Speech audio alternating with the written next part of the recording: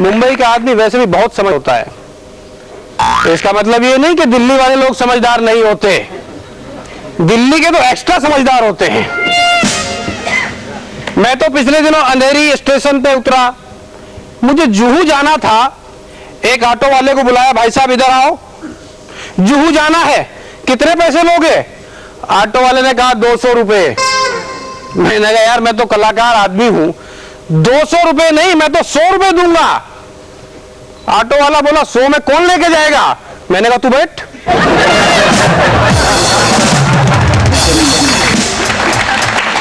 अच्छा, जैसे बंबई के ऑटो वाले, टैक्सी वाले, ऐसे ही बंबई की सड़कें। बंबई की सड़कों का भी कोई खास जवाब नहीं है। एक आदमी सड़क के किनारे पड़ा हुआ चिल्ला रहा था, मुझे बचाओ, मुझे बचाओ, मुझे अस्पताल पहुंचाओ। दो पुलिस वाले खड़े हुए देख रहे थे। पहला बोला मुझे लगता है क्राइम का मामला है। दूसरा बोलता नहीं यार मुझे लगता है ये एक्सीडेंट का मामला है। दोनों 15 मिनट तक किसी चीज पे बहस करते रहे। 15 मिनट बाद वो बेचारा खड़ा हुआ, बोले भाई साहब आप दोनों डिसाइड कर लो कि किस चीज का मामला है, मैं खुद ही अस्पताल चला जाता हूं। ऐसी ऐसी चीजें हो जाती हैं। बड़ा अच्छा है, मैं तो एक डॉक्टर के पास चला गया, मुझे थोड़ी सी हल्की सी खांसी हुई, डॉक्टर के पास चला गया, डॉक्टर ने मुझे दवाई दी और 1260 रुपए का बिल। मैंने कहा डॉक्टर साहब क्या बात है, दवाई बहुत महंगी है या बड़ी मुश्किल से मिलती है? वो बोले दवाई मुश्किल से नहीं मिलती, दरअसल मरीज बड़ी मुश्किल से मिलते हैं। एक मरीज बेचारा परेशान हो गया, डॉक्टर को बोला डॉक्टर साहब इस बीमारी से अच्छा तो मैं मर जाऊं। डॉक्टर बोला देख भाई हम तो अपनी तरफ से पूरी कोशिश कर रहे हैं।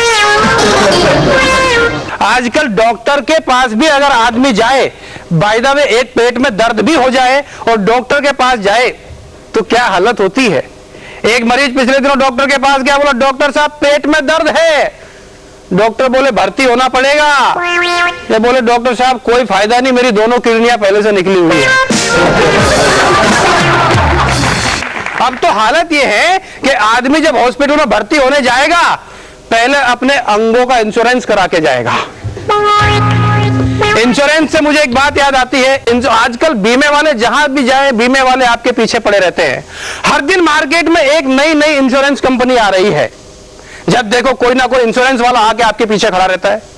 पिछले दिनों एक इंश्योरेंस एजेंट मेरे पास आया और मुझे बोला मुकेश भाई अपना बीमा करवाओ। मैंने कहा यार बीमा तो करवाऊं पर इसके फायदे तो बताओ। एजेंट बोला फायदे क्या, आप तो आज करवाओ चाहे तो कल ही स्वर्ग सिधार जाए। हाँ हंसी तो कहीं से भी आती है। मेरा दोस्त है, पिछले दिनों मेरे पास आया, मैं उसके पास गया, मैं देखा यार बड़ा अजीब दोस्त है, 4 चश्मे रखे हुए थे।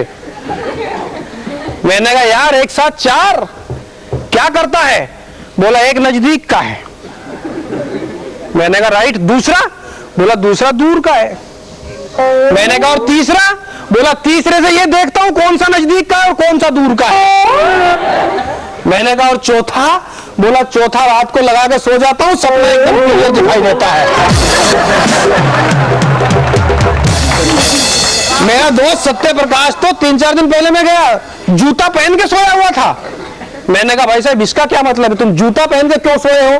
बोले कुछ नहीं यार, कल सोया हुआ था, सपने में पैर में कांटा चुभ गया, आज जूता पहन के सो गया।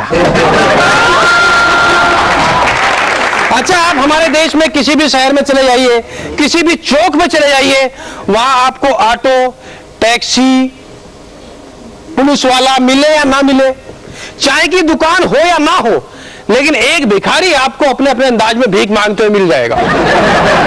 भिखारियों का अपना अपना स्टैंडर्ड होता है। पिछले दिनों चर्च गेट स्टेशन के बाहर एक भिखारी मुझे मिल गया, बोला भाई साहब 1 रुपया दो।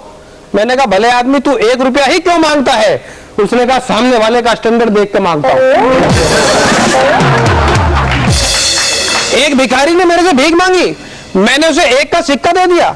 भिखारी ने पहले सिक्के को फिर मुझे गौर से देखा और कहा बस 1 रुपया। मैंने कहा माफ करना भाई साहब, हम 1 रुपए से ज्यादा किसी को भीख देते नहीं है। उसने सिक्का मेरे ऊपर फेंक दिया, कहा ले जा यार, हम भी तेरे जैसे भिखारी से भीख लेते नहीं है। एक भिखारी मुझे मिल गया, बोला भाई साहब 5 रुपए दो।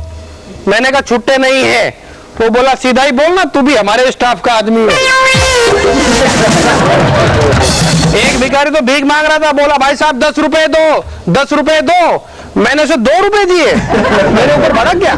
बोला भाई साहब 10 रुपए देने हो तो दो, 2 रुपए देकर मेरा बिजनेस खराब मत करो।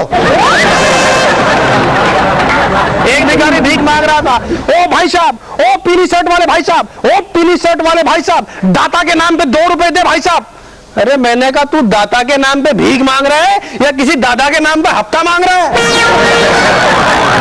भिखारियों का सिंबल होता है। एक भिखारी ने मेरे से भीख मांगी, बोला 5 रुपए दो। मैंने कहा नहीं है। बोला मोबाइल नंबर लिख। जब जेब में 5 रुपए हो और दोबारा कभी इधर से गुजरे तो एक SMS कर देना, मैं लेने चला आऊंगा। अच्छा, मैं तो मुंबई में रहता हूं, फिल्में बनती है, हमारे फिल्मी पोस्टर लगाने वाले भी कमाल कर दिखाते हैं। कॉलेज के गेट पर कैदी, शौचालय के बाहर खुशबू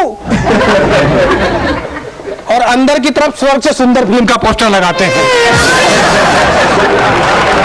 पिछले दिनों तो इन्होंने कमाल कर दिया, रेखा के घर पर दिलवाले दुल्हनिया ले जाएंगे और राखी सावंत के घर पर कयामत फिल्म का पोस्टर लगाते हैं।